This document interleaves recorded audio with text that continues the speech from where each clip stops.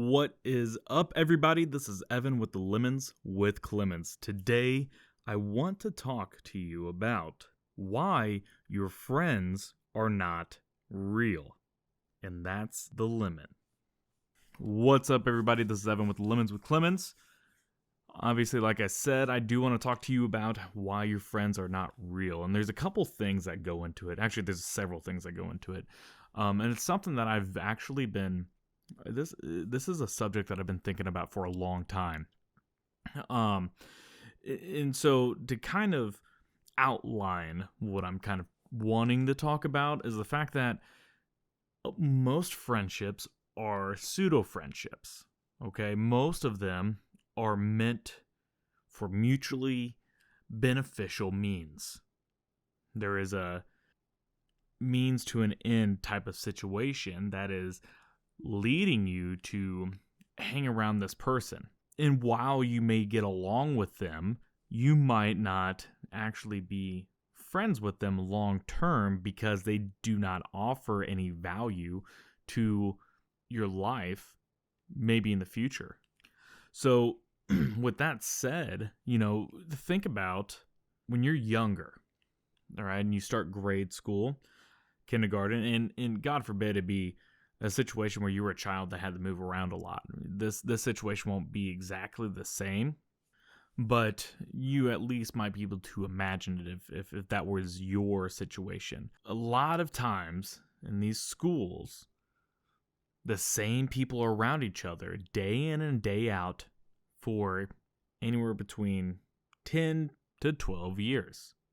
Now it's for me personally, I went to this school in a smaller town. I graduated with exactly 99 people. And I saw 95% of them probably from kindergarten until graduation. So even if I wasn't friends with them, I learned to be around them. I learned to be close to them. I learned to be able to acknowledge them. I've learned to make sure that there was commonalities. Now, the problem, though, becomes that this gives us an unrealistic expectation of what actually is going on when it comes to friendships. We learn to put up with each other for so long, and then all of a sudden, you have somebody new that comes into the picture, and you become friends with them because it's a new idea. You have the new friend that comes to school or new person that comes to school and maybe you're the person that becomes friends with them. And it might pull you away from your previous friends because it brings you a new perspective on things. And I never understood until I was older, what my parents always thought about, don't hang out with this person or that person. It's not the fact that, peer pressure is one thing, but what peer pressure really is that you become similar to the people that you're around. You use the same mannerisms. You use the same word choices.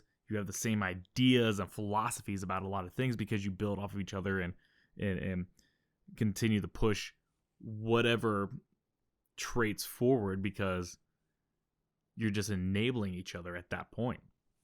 Well, what happens though is your first inclination that maybe friendships aren't real is that new person that might come to your school that you become close with, where it takes you away from other people because you find them so interesting and you just want to be around them, and all of a sudden you connect, and it's because you're vibing and you're learning about each other, but really it's becoming a thing where you're just learning something new. It's a beneficial trait.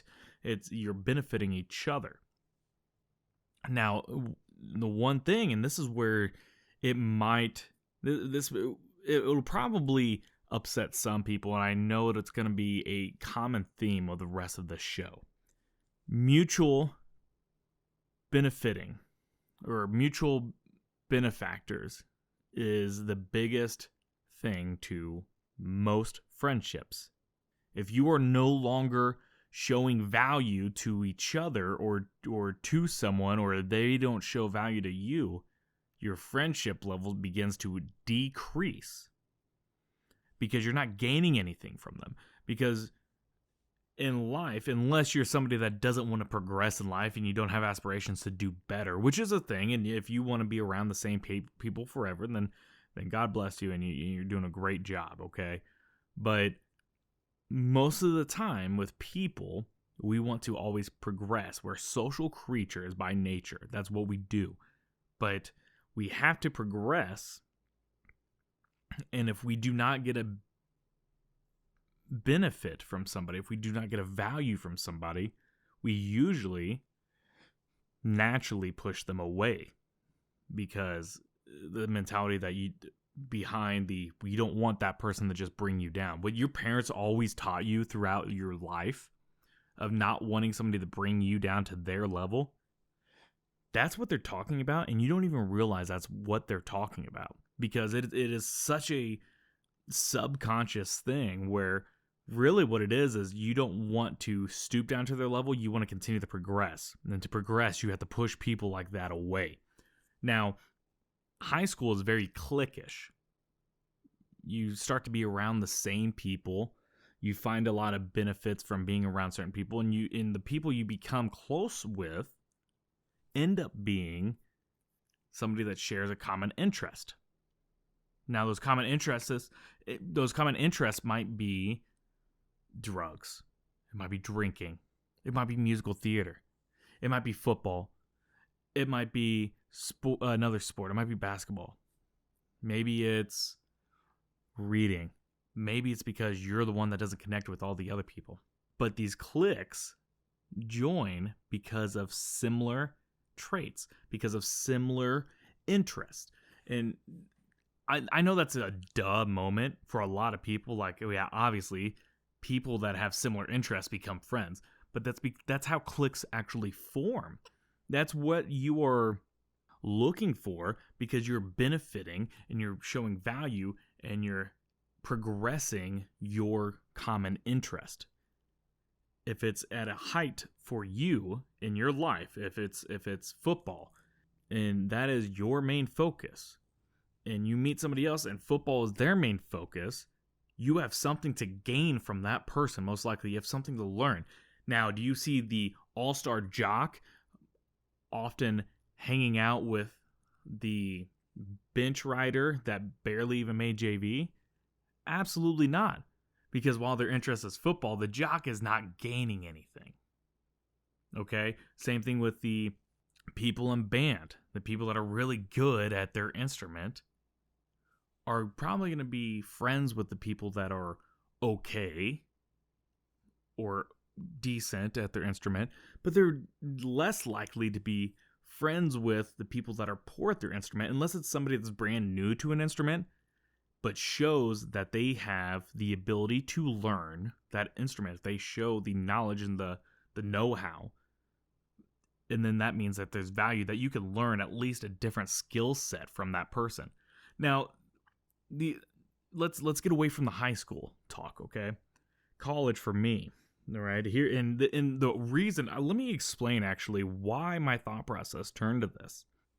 There was a couple distinct moments in my life that actually made it to where I started to get this idea that maybe your friends aren't actually really your friends, and it's all about a mutual benefit. Now, I have a biased view, and I'm going to tell you about that. 100%, the view that I've gained from my experience is because of poor choices on my end. One thing that I was very interested in college was drugs. It was weed, or it might have been other drugs, and it was drinking, and it was partying. That was the niche, the group, the cliques that I became involved in. It would be the stoners and the partiers, the people that are willing to try different drugs that maybe the average party goer might not. And I thought at that time that I had all these friends. I went to every party. I would go with pre-rolled blunts and joints and be ready to rock, and I was the life of the party, and I was the host of every party, and it didn't matter where it was at, I would be the host. I'd go to somebody else's house and be like, hey, what's up, man? welcome. This is where all the beer pong's at. We got extra drinks over here. You can put your shit over here. We're good to go. And I'd be at somebody else's house. And they would be always telling me, hey, it's a nice house. Not mine, bud. I thought that I had a lot of friends because of what I became and what I did. I took a hard decision at the time because of the people I was around, is why it was so hard. But I made a decision to sober up. And it's something I point out a little bit in some of my other podcasts, or, it's something that is always part of why I've become who I am. When I sobered up, when I got away from a lot of the people, I no longer had those people around. I was no longer friends with those people because all of a sudden they didn't want to hang out. They only wanted to hang out if it was a chance to smoke more weed or to do drugs or for me to be the life of the party at that time, because that was the commonality. That was what they gained from me as a good experience. Or that's what I gained from them as just a smoking buddy. So out of the clique of maybe the stoners, having a smoking buddy, have something to just enjoy time with. Maybe, there was a lot of times I smoked with people I didn't enjoy their company, but they had always come over all the time. And maybe I felt it brought me value because someone wanted to be around me at that time. How fake is that relationship at that point? How fake is that friendship? That's a pseudo friendship. One thing I've realized is that there's actually different levels of friendship. Okay, so you have your best friends. Those are your closest friends, okay? The close, trusted friends. That's something that is much more few and far between than there ever was, okay? Those are the ones that you go to. Those are the ones that you still stay in contact, maybe on a daily basis. Otherwise, several times a week basis, if not a daily basis. They're the ones you're telling your secrets to. The ones that you can trust. And I think, now real quick, before I go further in this, I think trust has a huge level in this. Okay, I think trust goes a very far way with the different levels of friendship too, because obviously the close ones and your loved ones you're going to trust more than others. And so I think with the benefiting factor, I think trust also goes into it on how you can. And that part, maybe that goes in with the benefiting, is being able to trust somebody with this information, being able to do something more with them. But anyway, so you have your best friend, all right, or your closest friends, okay? You're number one. Number two, I would put at family, okay? And there's a reason I do this, is that family is on a different level for different people, all right? Family should be number one, in my opinion. But you can't always trust your family. There's always going to be the people in your family that you will not rely on and that you can't go to. Okay, that is why I'm putting it at number two instead of number one. Now, I think that family is incredibly important, and it's a little bit different when it comes to family, when it comes to relationships and friendships. And so I'm not going to get into that because I have an idea about another podcast later on about family in general, as well as about relationships with one another, more so than just friendships. Anyway, so after close friends and family, you have just your regular friends, okay? And in this, you have the subcategories, I would say, of your work friends. And so your regular friends are people that they're the additional people. When you're ready to roll into the bar and you want extra people there, or you're ready to have a good time, or if you want extra people to go to your lake trip, or if you have a float trip, or if you have a party or a birthday party, whatever it is, they're the extras that you bring. Because anytime you have any of those gatherings, those events, you have the few select people. I'm for sure bringing this person, this person, this person, this person. Well, it'd be cheaper if I added a couple more rooms to the deal. So maybe we'll just add Jim and Katie and Nancy and Grace. Not that you're good friends with those people, but you're friendly enough that you could do that with them. Okay, so there's always that level where it's like, I have some more spots to fill. These are the people I'm going to go with, because you already filled the spots with your close friends or your family first. All right. So with the friends, you have your work friends. Okay, work friends, whether it be same sex or opposite sex, are people that you're super close with and you get along, and because you have that commonality of work. You have similar hours, you have a similar commonality of the same place and dealing with the same shit all the time. You might get off work at the same time or go in at the same time, but there's not a lot of outside of work friendship. You might talk or you might hang out outside of work, but when you're outside of work, you're still talking about what's going on in work. And this might be, and correct me if I'm wrong, I'm speaking more so from the idea I've been in a restaurant for so long. Restaurants become a family. They become something a little bit different. So maybe it's a little bit different for a regular 9-to-5 office job. Maybe it's not that way, but I feel like they still get drinks or whatever and still hang out and then bitch about work and bitch about their boss. So after the work friends, you have your acquaintances. All right, your acquaintances are the people that you're going to be friendly with. You're going to say hi, but you're not about to have a conversation, or you'll listen to their conversation and move on with your life. Okay, and I actually, when making this podcast, I've actually made a new category of friendships, okay? Because between strangers and acquaintances, I actually put your Facebook friends. Or your social media, I should say your social media friends, because a lot of people talk on Twitter or on Instagram or Snapchat or whatever. Not everybody does Facebook. So maybe your Facebook friends is a whole different level, or your social media, I keep saying Facebook, your social media friends is a whole different level of friendship. You're getting a benefit from each other by you're posting something that they like, or they post something that you like, or you laugh at, or it's something that you want to just debate and argue and it pisses you off, and that's how your relationship works. But you're not going to do a bunch of you're not going to give a lot of sacrifices to those people in your social media friends. So I think there is a level between strangers and acquaintances, and maybe acquaintances and social media friends kind of go together. Maybe I'm wrong there. So I think that's a whole new level of friendship that we really need to start to research and learn about, because how we act to those people, it's the same, what I talked about on the social media post, or podcast, I should say, is we act different whenever it's online because we're behind a username. We have this anonymous identity. It's kind of like being in a car where you can just say whatever you want and you have the safety of the being anonymous.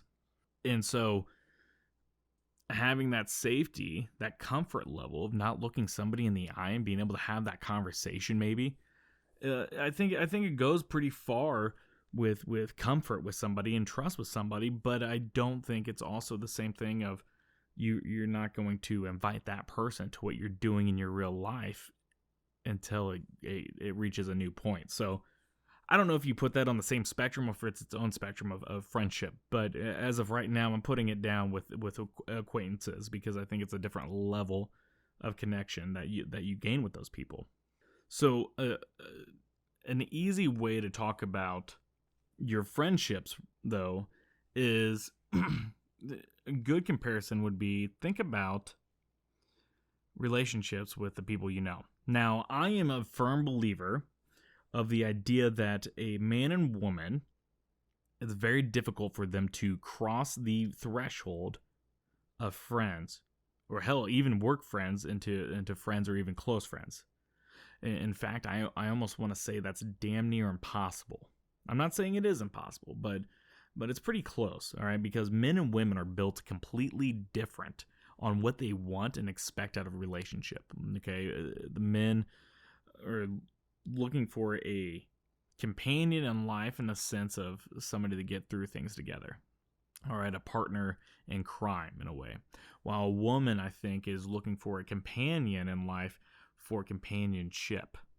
All right, and at the end of the day, we are an animal. We're a mammalian species where we are built and designed to procreate and continue the species and continue to reproduce.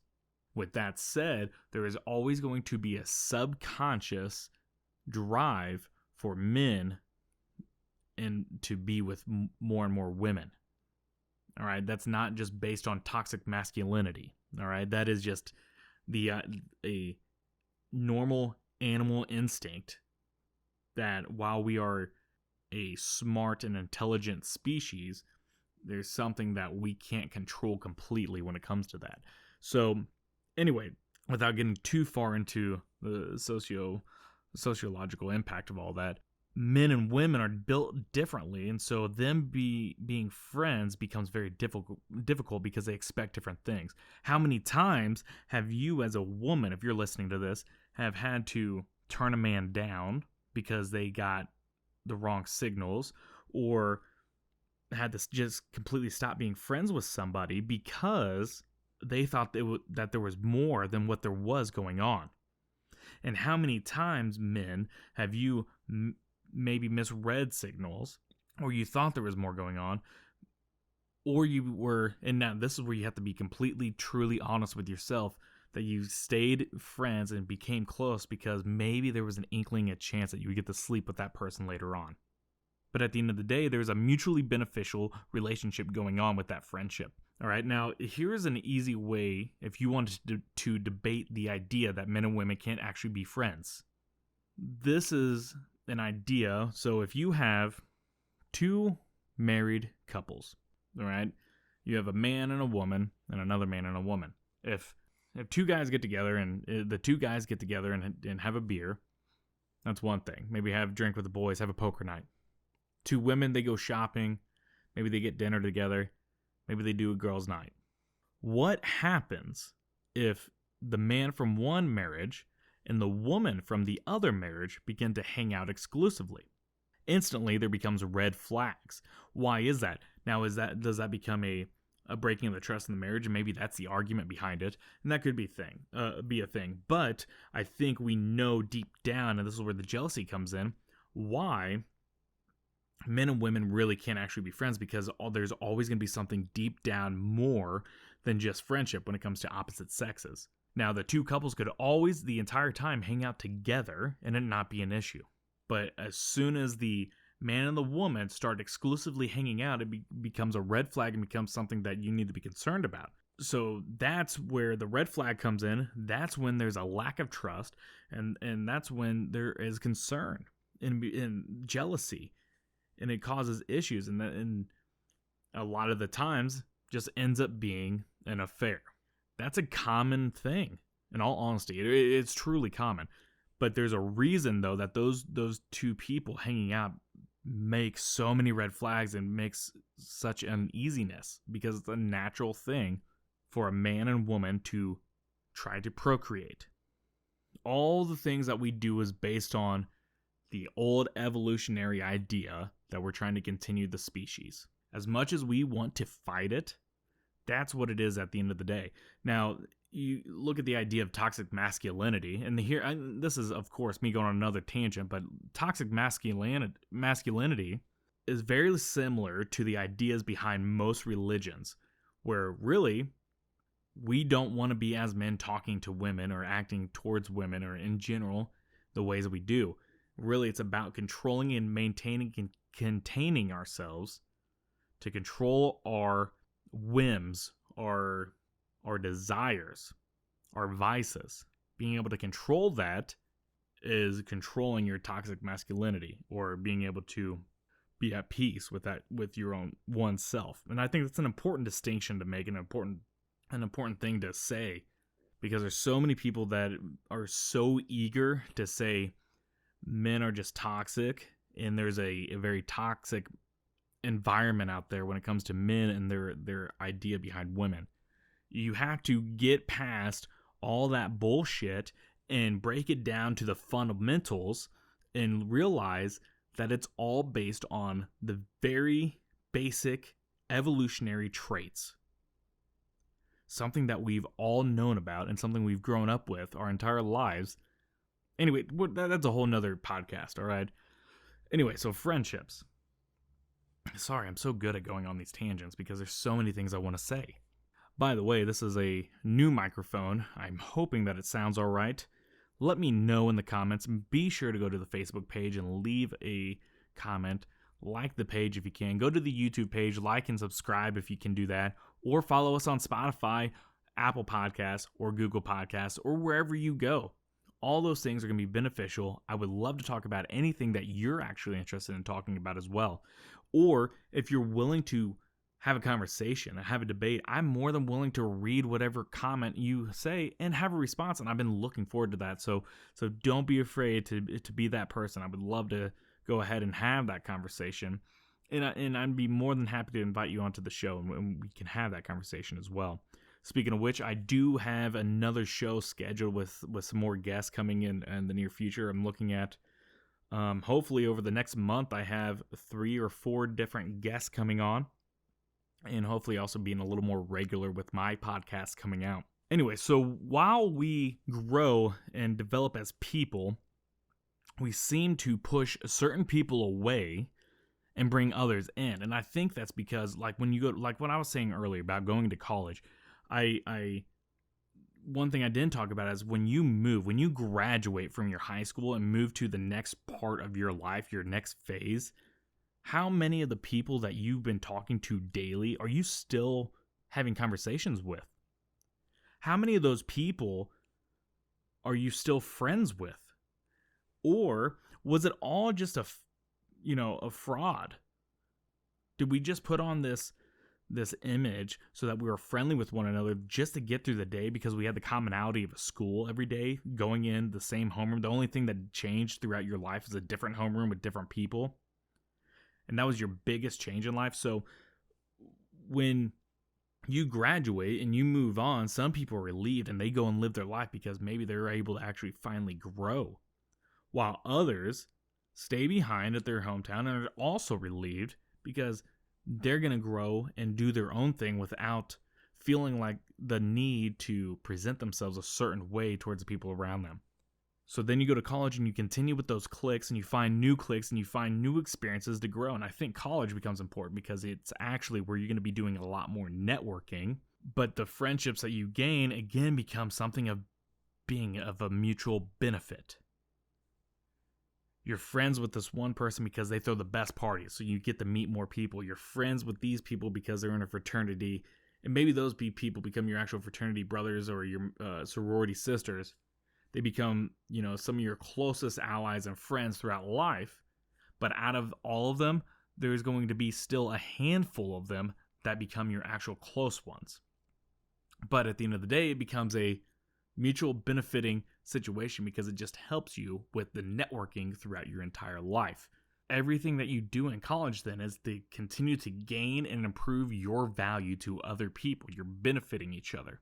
Now carry that on to the next aspect of life. How many of those people that you grew up with in college at that point, in that second phase of your life, are you then friends with in the next phase when you start your career path, when you start the family? How many times have you been really close friends with people, or so you thought, until you got married or until you had a kid? How many people separated themselves because at that point you have a different value for yourself, or they have a different value towards you? They no longer can benefit or gain something from you because they feel that you're being held back or behind because of a kid, because your priorities become different. The people that are parents or the people that have gotten married, how many friends have you lost during those? And if you haven't, that's amazing. But I have a feeling, to those that are listening, that's few and far between. It's a very common thing because we're in different places in our lives that we separate and we distance ourselves from one another. I think that means that we're showing less value and less benefits to each other. And that's why we distance. That's why I think that friendships as a whole are fake. If you're able to completely remove yourself from a friendship because of a change in life, then how real was that friendship? If you are moving to a new city, do you still stay in contact with your old friends? Some yes and some no. Like for me, I personally reached out to a lot of friends that I grew up with in school. And some of them willing to reach back and we have conversations and then it's over with until we catch up again. And that's one type of friendship. Those aren't my close friends, but I would still consider those friends. But I think it's incredibly important to understand where we are in our own lives. And there's a reason that as we get older, we start to have less and less friends maybe. I think a lot of that, honestly, is the realization of not having any true friends, or not wasting your time trying to show value to people that aren't actually benefiting where you are in life. So I think now, like for me, I have a handful of good, close friends that I can call on.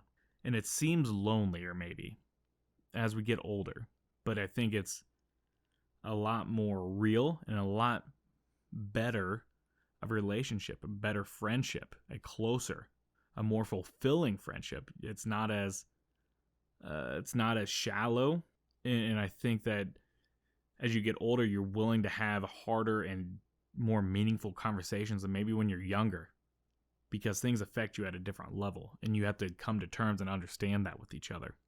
I think it becomes less about a mutual benefit, other than the fact that you have somebody else that understands what you're going through and maybe knows your past enough to be able to relate to you and help you through a crisis. And so I think as we continue to age, I think friendships are important. Don't take any of what I'm saying as that because of all these pseudo friendships that your friends aren't important. I think our entire lives are based on being social animals, and it's incredibly important because we learn more from our peers than we do from a textbook. That's why it's so important to get kids into in social environments earlier than later. That's why kids that aren't in preschool and kindergarten at a good time are they're a little further behind than the others. You know, if you get somebody into the preschool compared to a kid that wasn't in a preschool and just went straight to kindergarten, there is a difference because of the differences in what we learn as peers. Which makes me think that there's actually a difference between peer pressure and what we always had the connotation of peer pressure. Maybe peer pressure isn't just a negative connotation to it. Maybe it's the things that we learn and gain from somebody, and it pushes us to do different things or act certain ways about certain things. Not necessarily just because they do drugs, you're going to do drugs, but maybe you're going to watch a show because you heard about it from your friend. And so maybe all of society is just a big peer pressure model, and we just want to pick the right model to follow. I don't know if that makes any sense. That was just the most random thing I've ever come up with, I'm pretty sure. But I will say, I think it's important to hold on to those friendships that you do have. We need those. We need to be able to talk to people. We need to be social creatures. We need to be able to bring people into our circle and learn to trust others and gain trust and learn things from other people. Maybe it is a very pseudo friendship. Maybe it's all fake. But at the very least, if you're going to look at it that way, if you want to be more analytical about it, at the very least, you can gain something from these people. So be fucking nice to one another, first of all, okay? And learn something from the person by you. All right? You can learn something, whether it be something not to do. Maybe they're doing something completely wrong. Learn from that at the very least. But you can gain so much from the people around you. And that's where friendships come into play and why they're so important. But I think it's more important to understand that not all friendships are going to be forever. You cannot cling on to all these friendships as you go through life. And now that we're older, maybe it sounds easier, but when you remember back when you were a kid, how much you cried whenever you lost your first boyfriend or girlfriend. Or whenever you lost a friend, how pissed you were. And now it's like, I don't talk to him very much anymore, and that's all right. You know, we start to understand these things because we realize the impact they make on us is a lot less about the emotional contact, but the intellectual maybe, or the mental impact. Maybe it is emotional impact. I guess it's different for different people. Being friendly to somebody will get you a lot further in life than being mean and not allowing them an opportunity. You know, if you want to talk about mutually benefiting friendships, you know, I mentioned a podcast on this podcast a few episodes ago. It was called The Monologues, and the reason I brought him up is because of somebody that I would now call a friend, honestly. His name's Chris. He's one of the people that speak on it. He actually was delivering a product to the store that I work at. We got to talking, and he brought up the fact that he had a podcast. all of a sudden, and this is after I did maybe my first or second episode, and he's handing me a sticker because he's recorded a couple episodes too and was all proud and excited about it and ready to tell me about it. And I go, holy shit, dude, I'm doing the same thing. And all of a sudden, we had a commonality. We had a common interest that we could talk about. And using that, I think, sparked a mutually benefiting friendship. I don't know, and I think he's comfortable with me saying this, okay, if he listens to this. What's up, Chris? All right, I don't know if this is going to be a friendship that's going to be a long-term friendship. I might not talk to him in 10 years. Be really cool if I did, but at the very least, we are talking to each other, benefiting off of each other, giving ideas to each other, all right? And we have a commonality that we can discuss that, honestly, a lot of other people can't talk about. A lot of other people aren't talking about podcasts. A lot of other people aren't recording podcasts. Well, I mean, I'm sure there's millions of people that are trying to do that, but within the same vicinity, within the same town, it's few and far between. So it's an easy way. So now it's like, dude, let's go get a beer and we can find other commonalities. And we're learning different commonalities about each other through actually our podcast more than us talking, because we're listening to each other and be like, yeah, I fucking agree with what you're saying. You know that, right? It's like, holy shit, we have more in common than we thought. What else can we gain from each other? Okay. So it might sound kind of shitty when you put it like in the sense that what can we gain from each other, but at the end of the day, that's what we're doing. That's what we do for each other. Break it down to the fundamentals. What are we gaining from each other? If there was nothing to do with podcasts, would we even be having a conversation? Maybe we would, in passing at work. And that goes back down to the work friends, because there wasn't a commonality and we had nothing to gain from each other. So now we have something to gain and we're continuing to progress ourselves and progress each other. It raises, I think, and Chris, you can correct me if I'm wrong on this, all right? I think it raises the level of friendship at that point, okay? Now, I wouldn't put it at the sense of being a close friend. I've known this guy for a month maybe, okay? But we've talked a lot more than I've talked to some of the other assholes that have been in my life, okay? I'm not saying that he's an asshole, okay? And that's not at all what I'm trying to say, but it is incredibly important to understand where your friendship, this relationship, spawned from and what is happening due to it. And so it's not to undermine, and I think it takes some wherewithal, some intelligence, some emotional intelligence, some maturity to understand that what I'm saying doesn't mean that I do not appreciate a friendship like that. And not that it's taken for granted. I think it's just understanding at a fundamental point what spawned it and where it's going and what came from it. Now, something more comes from that, where it's not something mutually benefiting, and that's a whole other thing. Now, if it became a thing where I said, fuck podcasts, I'm not going to do this anymore, I'm not going to do it, I have a feeling that the conversations that he and I would have would start to dissipate. They would lessen and lessen because we'd have that major anchor point that was no longer there. And so that's a way to kind of describe what I'm talking about on the mutually benefiting thing. It doesn't always have to be a negative connotation. It doesn't always have to be something bad. And it doesn't mean, because there's a benefit, that that person is going to be at a certain level on maybe the friendship scale. So with that said, remember, you have something to gain from all the people in your life, but that does not mean that your friends are real. And that's the lemon.